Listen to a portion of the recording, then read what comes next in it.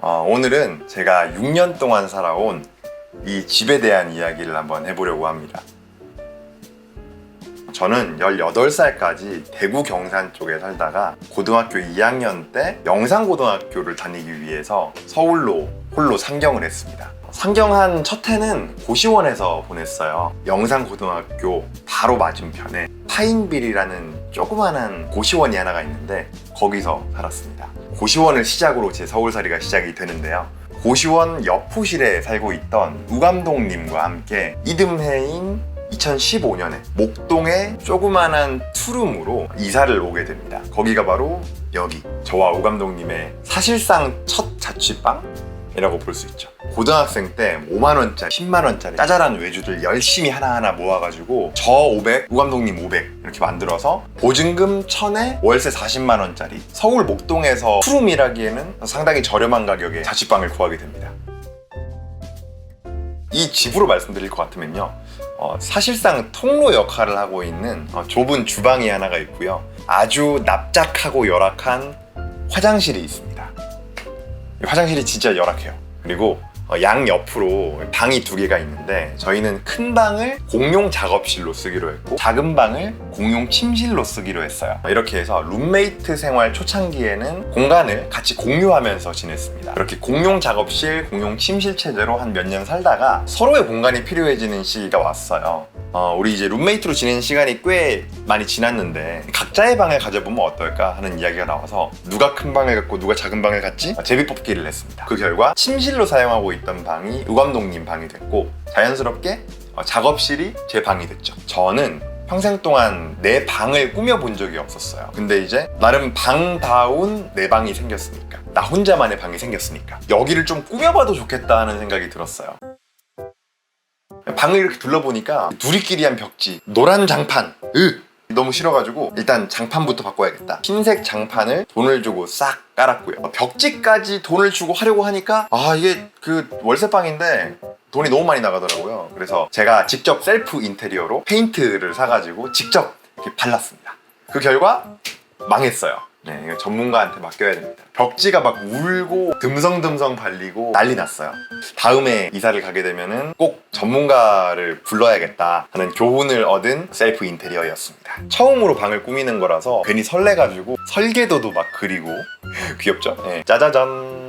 자, 그렇게 해서 완성된 제 방의 구조입니다. 제가 자취방을 꾸밀 때 가장 중요하다고 생각하는 게 바로 옷을 놓는 공간입니다. 안 그래도 자취방이 좁은데 행거에 옷이 덕지덕지 걸려있는 게 막 밖으로 그대로 나와 있으면 이게 공간을 너무 많이 어지럽히거든요. 그래서 저는 커튼으로 이 행거를 가려주는 걸 참 좋아했어요. 지저분한 옷을 가려주면서 동시에 커튼으로 포인트도 주고, 저만의 자취방 옷 가리기 꿀팁입니다. 책상을 놓을 때 고민이 좀 있었는데요. 일부러 책상을 침대를 바라보는 방향으로 놨어요. 책상이 침대를 등지고 있으면 내 몸이 침대에 가까이 붙게 되니까, 그러면 작업하다 말고 순식간에 조금만 누울까 하고 이렇게 침대에 가게 될 저를 너무나 잘 알기 때문에 내 몸이 침대에서 최대한 멀어지도록 나름대로 작업실과 침실 사이에 공간 분리를 하기도 했습니다. 이런 식으로 방을 한번 꾸며봤는데 재밌더라고요. 자취방을 이렇게 막 야매로 꾸며보는 재미를 그 당시에 처음 알게 됐습니다. 방을 따로 쓰기 시작한 지 시간이 좀 지났습니다. 룸메이트와 몇 년 살다 보니까 자연스럽게 방에 들어가서 서로의 시간을 보내는 게 더 자연스러워지는 시기가 왔어요. 약간 그런 거죠. 이제 여기가 301호인데 301-1호, 301-2호 그런 느낌? 재영이 형은 우쏘로, 저는 티키틱으로 서로의 자리에서 열심히 활동을 하다 보니까 트위치 방송을 하기도 하고 개인 채널 영상을 찍기도 하고 각자 방에서 영상 컨텐츠를 촬영할 일도 많아졌어요. 그러다 보니까 점점 더 넓은 공간이 서로 필요해졌습니다.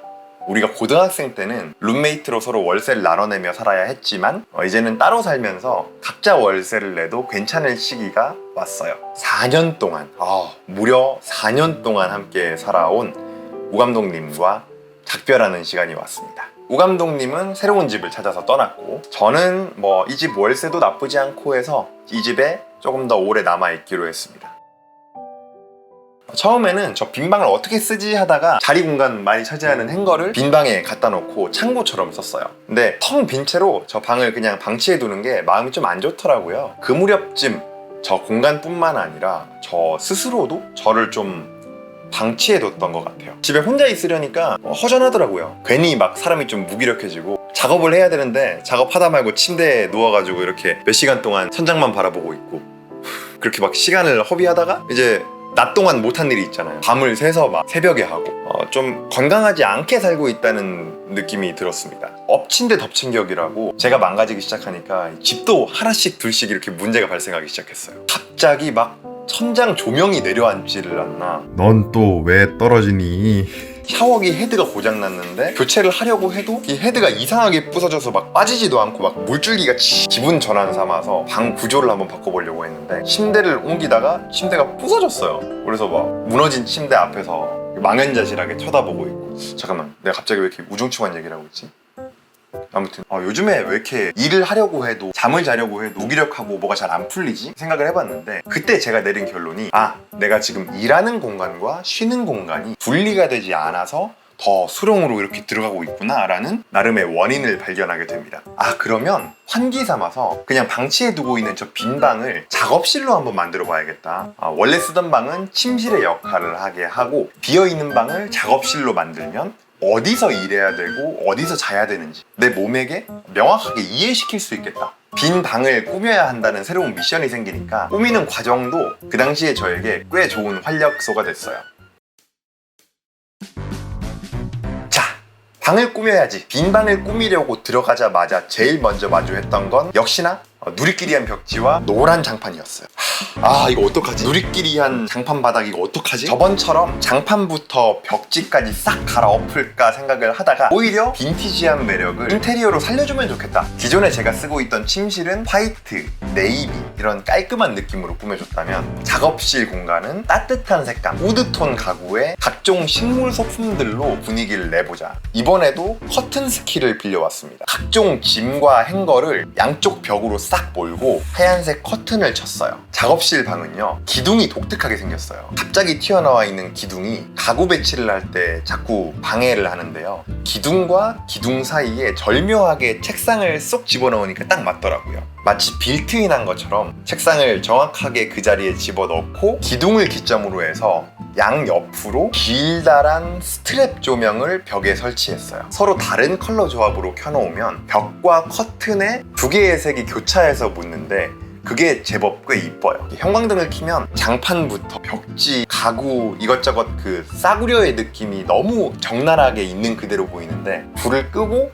무드등을 켜주면 색감 속에 이 낡은 장판과 벽지의 느낌을 싹 감출 수가 있어서 여러분도 혹시 자취방의 상태가 좀 꼬질꼬질하다면 형광등을 끄고 무드등으로 조명을 채워보는 것도 아주 괜찮은 방법일 겁니다. 자, 다시 침실로 돌아옵니다. 컴퓨터를 작업실로 빼주면서 이 방은 온전히 쉬기 위한 공간으로 꾸며보고 싶었어요. 컴퓨터가 있던 자리에 소파를 놓고 빔 프로젝터도 함께 놨습니다. 이걸로 가끔씩 영화도 보고 닌텐도 게임도 하고 손님이 오면은 이 방에서 같이 시간을 보내곤 했죠. 원래는 이 방에 침대가 있었는데 침대가 부서지는 바람에 매트리스만 남았습니다. 그래서 어쩔 수 없이 매트리스를 바닥에 놓고 좌식 생활을 했는데 이게 생각보다 괜찮았어요. 좁은 방에 높은 침대가 있으면 방이 너무 가득 차 보이는 느낌이 없지 않아 있는데 소파 바로 맞은편에 낮은 침대가 위치하고 있으니까 시각적으로 공간이 넓게 탁 트이는 거예요. 그래서 침실은 전반적으로 모든 가구의 눈높이를 좀 낮게 낮춰서 좀 널찍하게 쉬기 좋은 공간으로 잘 활용을 했습니다.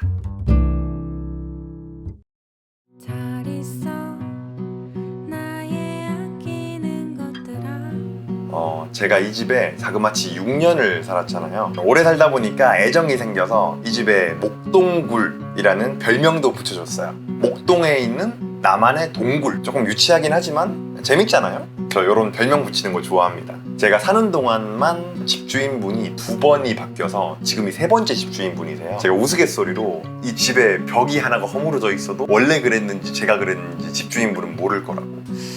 계약 기간이 이제 다 되어 가기도 하고 이 집에 저도 너무 오랫동안 살았어서 집주인분과 이야기한 끝에 저의 서울살이 6년을 함께한 이 집과 작별을 하기로 했습니다. 6년 동안 저와 함께한 목동굴을 정리하고 드디어 여러분 제가 새 집으로 이사를 갑니다. 집이 지어진 지도 꽤 오래됐고 저도 6년씩이나 오래 살았어서 굉장히 많이 낡은 공간인데 6년 동안 나름 뚝딱뚝딱 고쳐 쓰고 꾸며 쓰고 하다 보니까 정이 그 사이에 많이 들었나 봐요. 오죽하면은 제가 이 집을 비우게 되는 동안 나의 친구들이 여기에 입주해서 살게 된다라는 설정에 웹드라마까지 찍었을 만큼 공간에 애착이 많이 있어서 이 공간을 떠나보내는 게 많이 아쉽습니다. 사실상 저의 첫 자취방인데 우 감독님이랑 같이 여기에 입주할 때만 해도 제가 6년씩 이렇게나 오래 살 줄은 몰랐거든요. 서울 올라와서 내가 직접 돈을 모아서 보증금도 대고 월세도 내면서 지내왔던 목동굴 덕분에 오랫동안 잘 묵고 잘 지내다 갑니다. 잘 있어라 목동굴 안녕. 잘 있어 목동굴 안녕. 저는 이제 이 목동을 떠나서 여러 가지 상황들을 고려해서 인천에 조금 더 넓고 쾌적한 집으로 이사를 가게 됐어요. 다음 브이로그에서는 제가 이사를 가서 입주하는 모습 또 보여드리도록 하겠습니다. 오랜만에 찍어보는 어색한 브이로그 끝! 자, 이사 갑시다.